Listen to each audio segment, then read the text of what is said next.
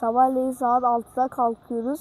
İlk önce üstlerimizi falan giyiyoruz ve ondan sonrasında servis kapıda bizi alıyor. Biz de kursa geliyoruz.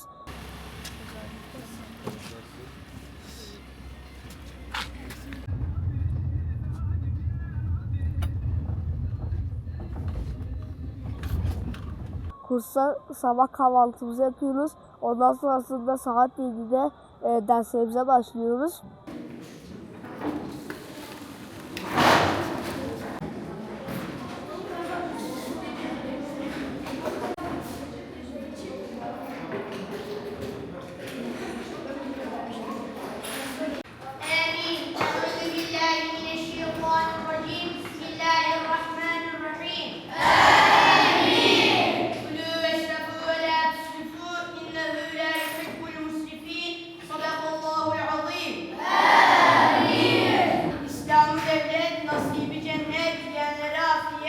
Soframıza bereket, ölmüşlerimize rahmet, geride kalanlarımıza sıhhat ve selamet.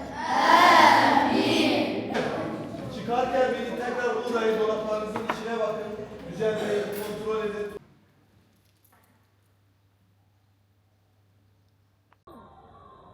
Derslerimizi yapıp hocaya verdikten sonra 9.30'da teneffüse çıkıyoruz. Teneffüsten sonra tekrar dersimize dönüp saat 12'de öğle yemeğine çıkıyoruz. Cuma günleri Cuma hutbesini okuyup namazımıza başlıyoruz. Ve namazımız bittikten sonra teker teker sınıflar çıkıp okula gidiyor. Okula gittikten sonra okulda saat 4.40'a kadar ders işliyoruz. Ondan sonrasında servis tekrar bizi okuldan alıp evlerimize dağıtıyor. Evlere geldiğimizde yine derslerimizi, Kur'an derslerimize çalışıp yine aynı programla yarın günümüzü devam ettiriyoruz.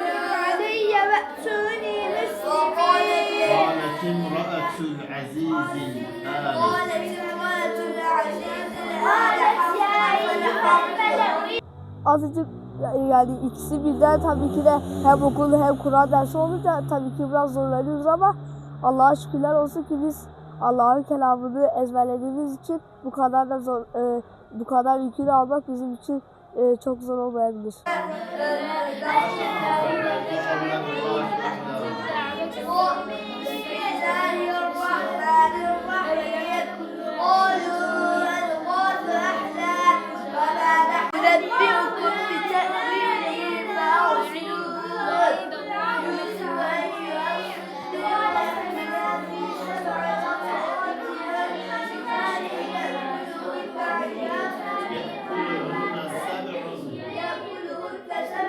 Okul derslerimi mesela bazı kısıtlı zamanlarımı Kur'an dersimi yaptıktan sonra hemen okul dersimi yapıyorum. Okul dersim eğer Kur'an dersim olmamışsa okul dersimden sonra tekrar Kur'an dersimi devam ettiriyorum. Böylece hem Kur'an dersimi sağlamlaştırmak için hem dinletiyorum hem de böylece hem zorlanmamış oluyorum.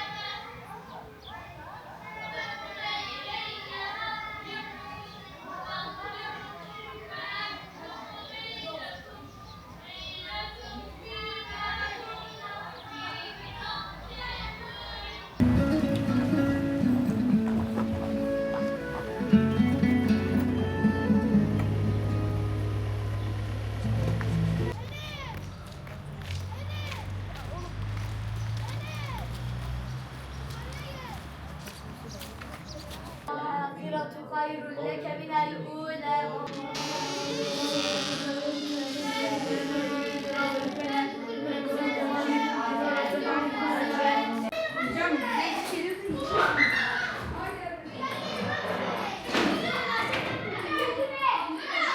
Başlasın mı?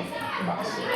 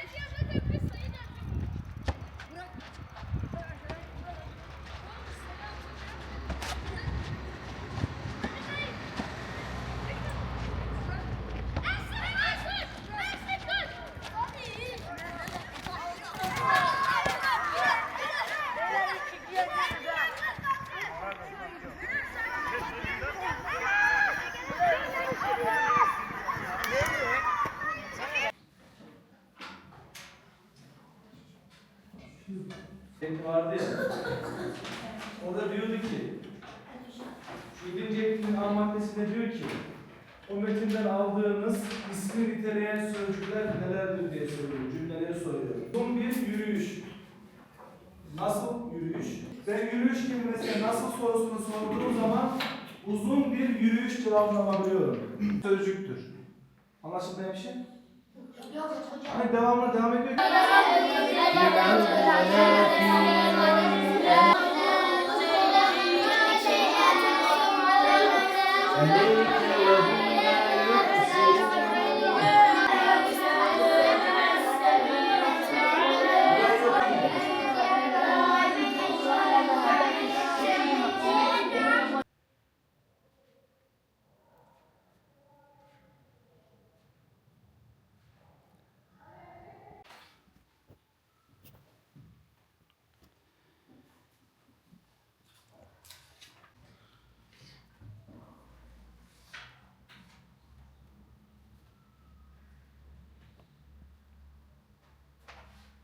ومن يقنط منكم لله ورسوله وتعمل صالحا نؤتها أجرها ولا تبرجن تبرج الجاهلية الأولى وأقمنا الصلاة وآتينا الزكاة وأطعنا الله ورسوله. Başkanlığımız bünyesinde Milli Eğitim Bakanlığı'yla Diyanet İşleri Başkanlığı'nın ortaklaşa yapmış oldukları protokolün bir gereği olarak öğrencilerimiz özgün eğitimle beraber hafızlık eğitimlerini de devam ettirmektedirler.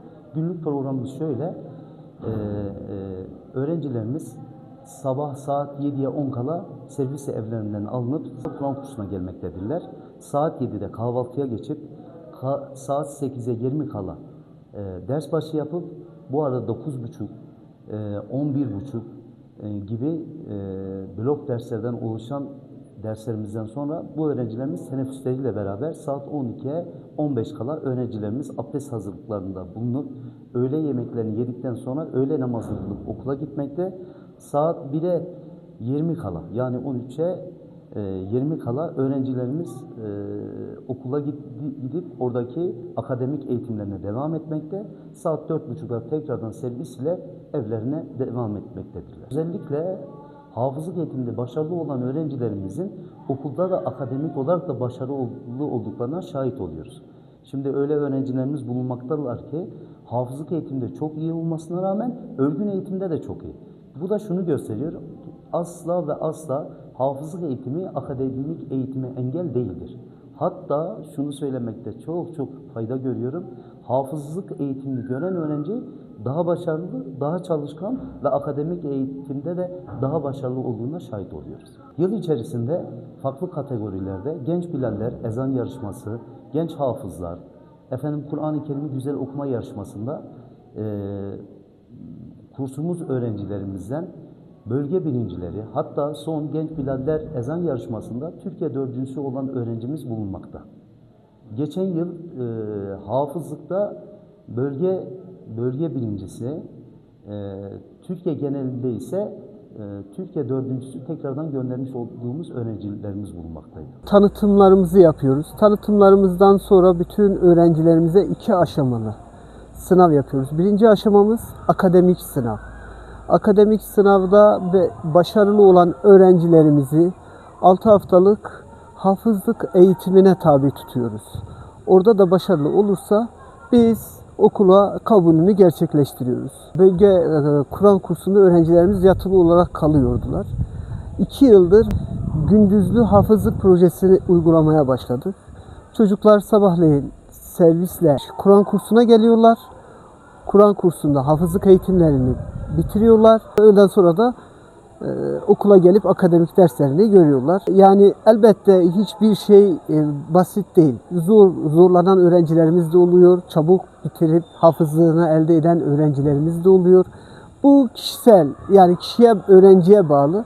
Ama bir şey var, hafızlık çocuğun zihnini açan bir şeydir. O yüzden eğer kaliteli bir şekilde, iyi bir şekilde hafızlığını yaparsa diğer akademik derslerinde de çok başarılı oluyor. Zaten eğer akademik başarısı İyi değilse maalesef hafızlıkları da iyi olmuyor. İkisi bir arada yani. Yani biz dediğim gibi 2 yıldır gündüzlü programa uyguluyoruz ve bundan dolayı öğrenci kalitemizde de bir iyileşme oldu. Bu yıl biz bursluluk sınavında öğrencilerimiz bursluluğu kazandı. Bu ilk aslında.